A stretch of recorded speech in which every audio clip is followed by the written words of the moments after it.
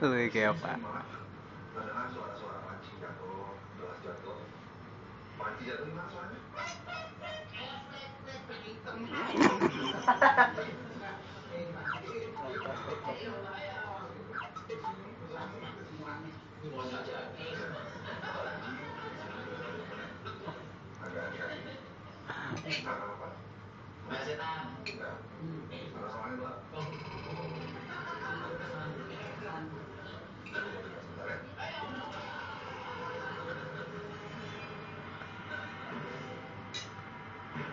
Tantangan pertama episode kali ini menjadi pengasuh bayi.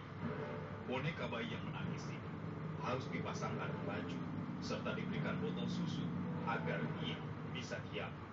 Dan adalah tugas peserta untuk mencari di mana baju dan juga botol susunya.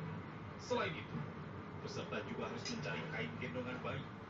Setelah semua barang berhasil dikumpul, peserta harus menggendong bayi dan mengajak jalan-jalan hingga balkon atas.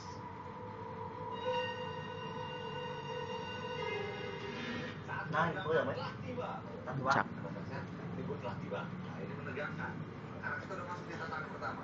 Kita tahu dulu. Wow, ini seru nih. Namanya Dalus. Kalau lihat penampakannya kayak Muhammad Kamaru. Tapi agak sedikit